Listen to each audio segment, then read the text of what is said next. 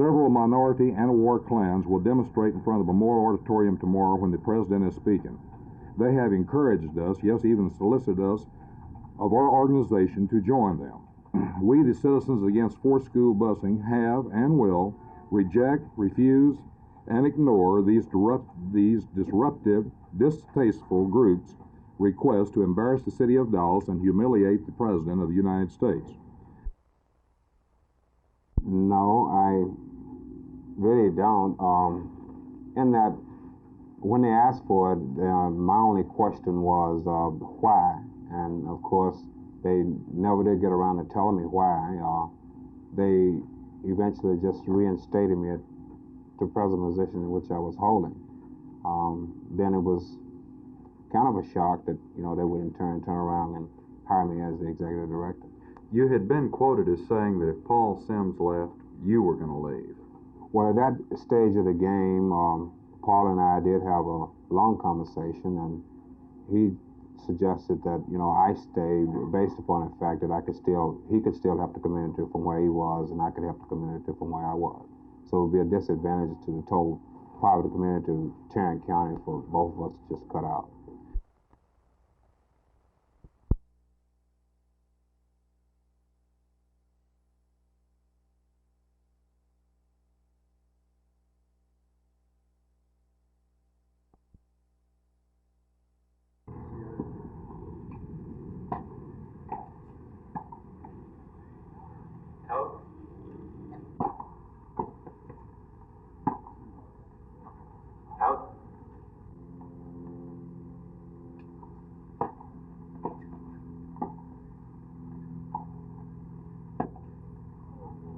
Out.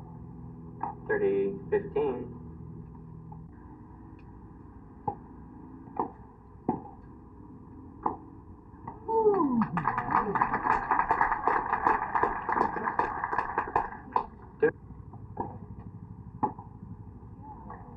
Deuce.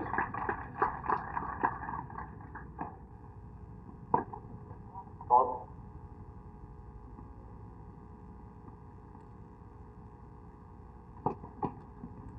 Double fault. Game to El Shafee. 5 games to 2. Victor Ashley, first set.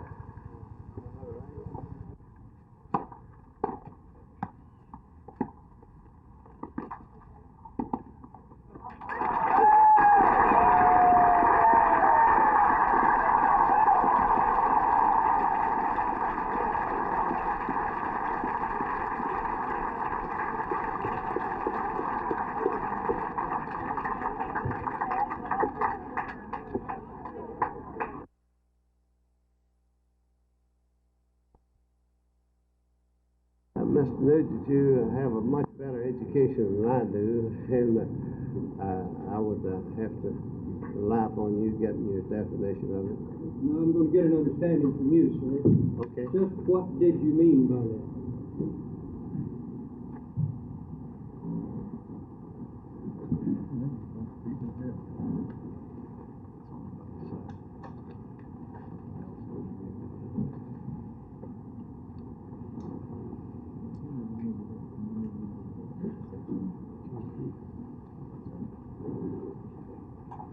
Well, I would say and put it in plain language that he knew I needed help and I knew that he needed help. I would assume that this would be as good an explanation as I could give of tacit understanding. Did you have any commitment from him that he would pass the legislation if you helped him borrow money or buy stock? No. In other words, then you don't know whether there was an actual agreement between him and you or not. Is that what you're saying? Mr. Nugent, I have to go back to my original statement that as far as I am concerned, the only agreement there was more or less a tacit understanding.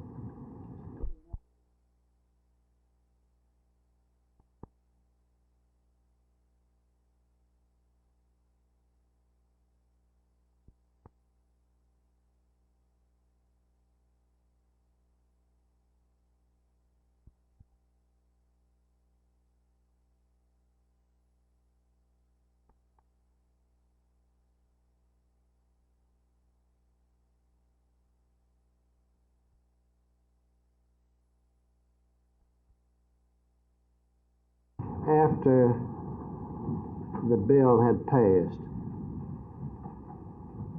and before Governor Smith vetoed it, John was in town, was in Houston, and dropped by my office. And that's John Osorio. John Osorio, yes. And dropped by, and he said, well, Ben delivered his part, delivered like he said he would. And I said, and I gave the gesture like this. I said, John, wait unless you and I walk out here in the mall or the lobby of the bank. I said, I'll never know when my office is bugged. And then when I got out in the mall, I said to him, now, are you telling me that I'm obligated to Ben for any work that's done on it? He said, oh, no. He made this is a way like this. He said, no. I've taken care of this, and there's no obligation on your part. And did Mr. Osorio say anything further in that conversation? Well, I believe he made a remark that, you know, Ben's smarter than most of these other politicians. He always has to use money.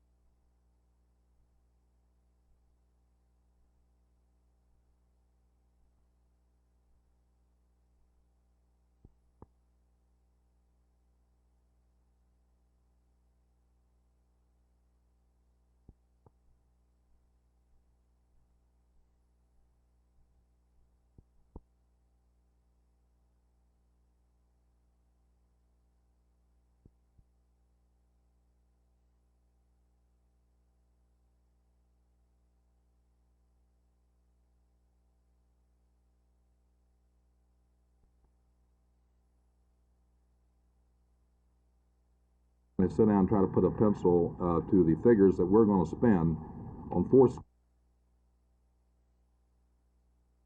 busing, particularly if we go deeper into the problem.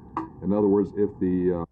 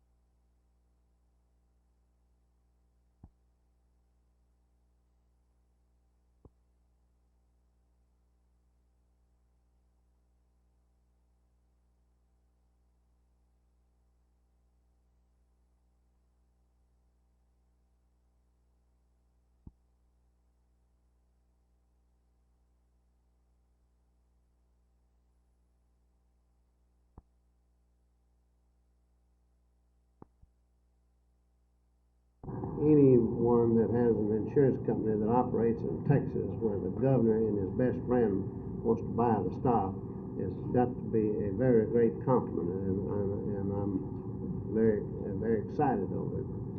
And he kind of gave a little hacking laugh, and he said, "Well, there's one condition on that, so he wants to borrow enough money from Sharpstown State Bank to pay for it." And my remark to that John, even though this is the governor and his very best friend, his application, when treated for a loan, is going to have to fall in the same category or have the same scrutiny that anyone else has. And if his financial statement will warrant him borrowing that much money, I'm sure that he can get it, but if it doesn't, he cannot. The close of the conversation, as I remember, he kind of laughingly said that if they did buy the stock, that it should not hurt the possibilities of this program if we got it going.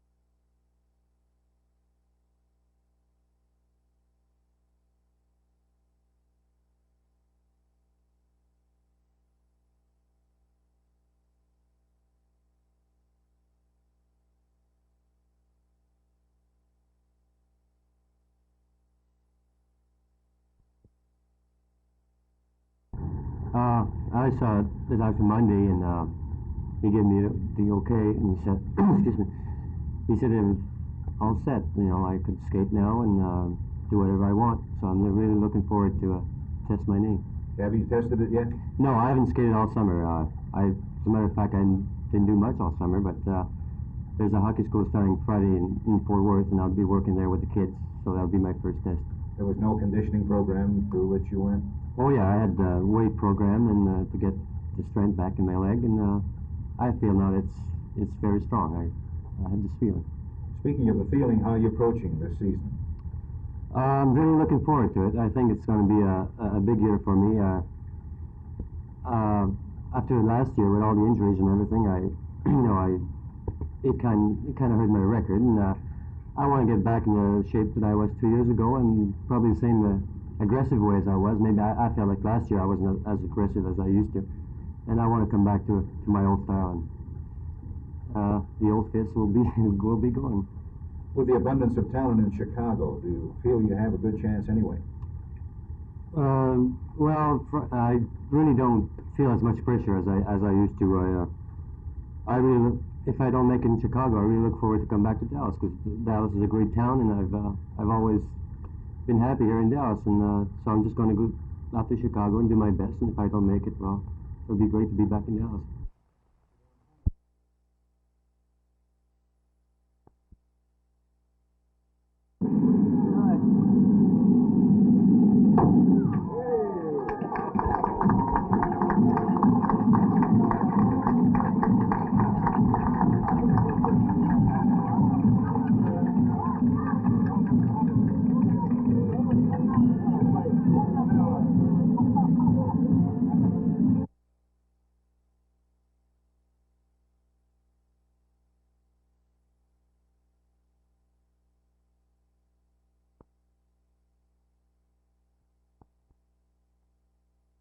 There was a surprisingly small crowd on hand for the beginning of the House General Investigating Committee hearings.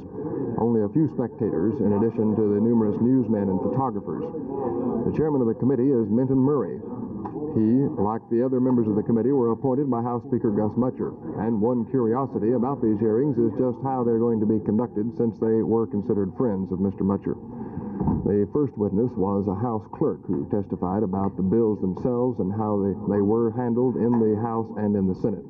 The principal witness of the morning session was Eugene Palmer, a former law partner of Wagner Carr and John Osorio, who wrote the bills and submitted them to Representative Tommy Shannon for their handling in the legislature. My purpose as the draftsman of these bills was to provide a vehicle equivalent to the Federal Deposit Insurance Corporation, which at the state level could provide deposit insurance for any incorporated bank in the state, be it national or state, above and beyond or in excess of that insurance protection provided by the FDIC.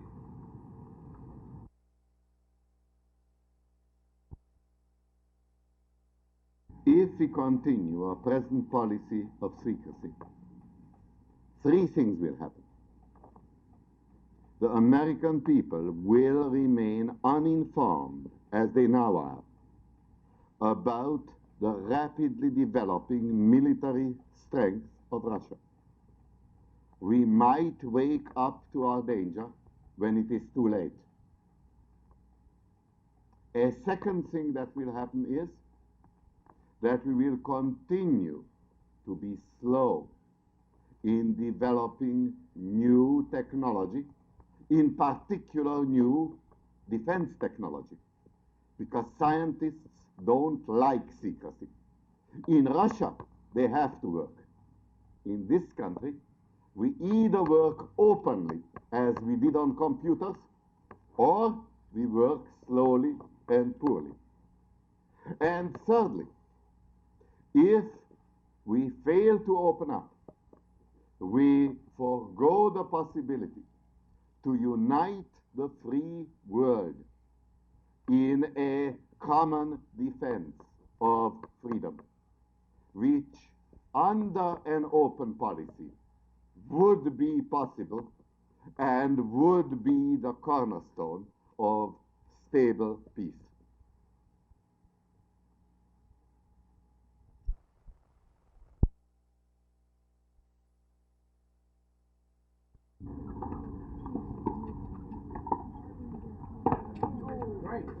Out.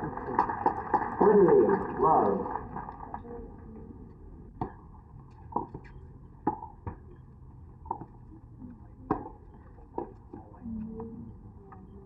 Thirty, 15.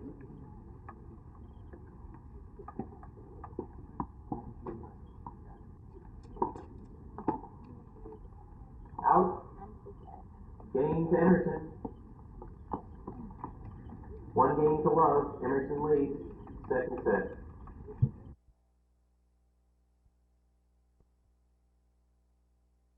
It initially will call for a building of almost 100% new schools in Dallas, geographically located in areas that where the old schools are not. In other words, they will be modern schools. They will be schools that will afford each child the same equal education, equal facility plans. And also, like I have stated before, that it will be geographically located in such a manner that probably the forced busing issue will not have to come up. In other words, the physical plants of schools now are located in areas where it's almost impossible, by following the Supreme Court decision, to get along without busing. But wouldn't it bring up an unbelievable monetary? Yes. The initial outlay, I don't have the figures on that, but we have rough estimates, but the initial outlay would be, I wouldn't say fantastic, it would be heavy. It will be heavy.